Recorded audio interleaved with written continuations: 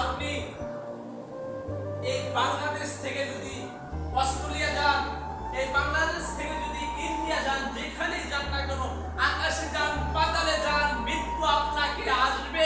এই মৃত্যু সঠিক সময়ে আসবে আপনার। তাই এই মৃত্যু থেকে কখনো কেউ পলায়ন করতে পারবে তো পারবে না। আল্লাহ রাব্বুল আলামিন বলেছেন, ওয়াজাত সাকরাতুল মাউত বিল হক। এই মৃত্যু আসবে সত্য, এই মৃত্যুর যন্ত্রণা যে আছে এটা সত্য। তাই আমরা কবরকে একটু করে ভয় করি, মৃত্যুকে ভয় করি। এখানে এই গ্রামের ভিতরে অনেক মানুষ, এই গ্রামের কথা আমি বলছি, এই গ্রামের মধ্যে অনেক মানুষ রয়েছে যার কাপড়ের কাপড় বাজারে এসে গেছে। অনেক মানুষ আছে যে আজকে তার মৃত্যু ডেট আজকে, কিছু করার নেই। আমাদেরকেও একদিন যেতে হবে, না ফেরার দেশে আসবো না আর কোনদিন। এই সামনের কাতারগুলোতে অনেক মানুষ ছিল, কিন্তু আজকে তারা নেই। এমন সময় আসবে আমি থাকবো না, এমন সময় আসবে আপনি থাকবেন না। এই সামনের কাতারে অনেক মানুষ ছিল, কিন্তু আজকে নাই। কেন নাই? সময়ের ব্যবধানে চলে গিয়েছে। আপনারাও আজকে প্রথম, দ্বিতীয়, তৃতীয় কাতারে রয়েছেন।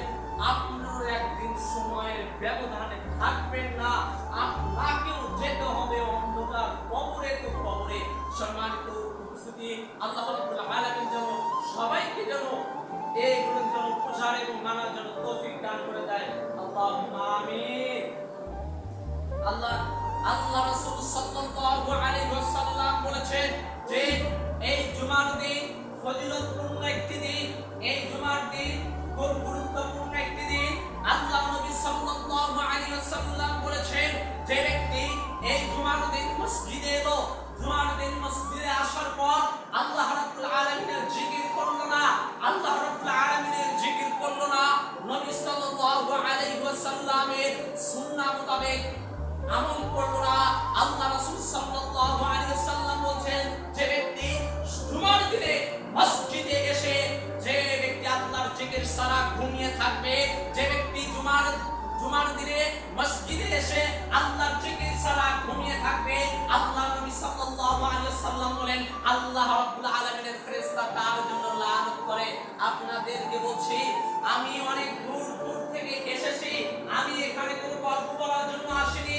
সুতরাং আমি যখনই এখানে বক্তব্য দেব, কেউ ঘুমাতে পারবেন না।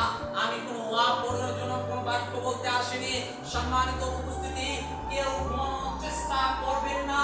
মূল্যবান বক্তব্য হচ্ছে শুনবেন এবং মানবেন ইনশাআল্লাহ তাআলা।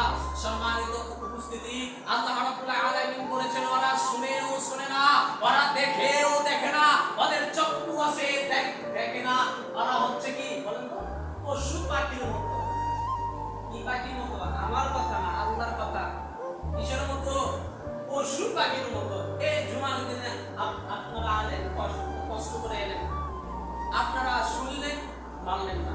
চোখ আছে, দেখলেন, দেখিও না দেখার ভান করলেন, এখানে এসে ঘুমাচ্ছেন। এটা হলো, এখানে অনেক মানুষ রয়েছে যারা 5 ওয়াক্ত সালাত করেন না, যারা 5 ওয়াক্ত সালাত আদায় করে না, শুধুমাত্র জুমার দিন মসজিদে এসে সালাত করার জন্য। এই জুমার দিন 1 থেকে 2 ঘন্টা সময়, এই 2 ঘন্টা সময় এক সপ্তাহ পর এই 2 ঘন্টা সময় কি আপনার আয়না হাতে? এই 2 ঘন্টা সময়ের জন্য এসে মসজিদে এসে কেন ঘুমিয়ে থাকে? একটু লজ্জাবোধ থাকা দরকার। এত সময় আমরা এই সময়গুলো আমাদের স্ত্রীর কাছে দেই, সন্তানাদের কাছে দেই, আমরা এতর কাছে দেই, আমরা বন্ধুর কাছে দেই, আমরা ফ্রেন্ডের কাছে দেই, কিন্তু এই 2 ঘন্টা সময় আমরা আল্লাহর পিছে রাজি নই, আমাদের মাওলাকে খুশি করতে রাজি নই। আমরা কি বান্দা হলাম? সম্মানিত উপস্থিতি, এবার আসুন আমরা কিছু আলোচনা করি।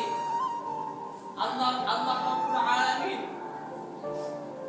এই সবাইকে একদিন কিন্তু যেতে হবে, এই জিনিসটা আপনারা অবশ্যই মাথার ভেতরে রাখবেন। এই যে ইরানের কি প্রেসিডেন্ট ইব্রাহিম রাইস, আপনারা তো জানেন উনি একজন দেশের প্রেসিডেন্ট হওয়া সত্ত্বেও মৃত্যু কি তাকে রেহাই দিয়েছে? দেয়নি, তাকেও মৃত্যুবরণ করতে হয়েছে।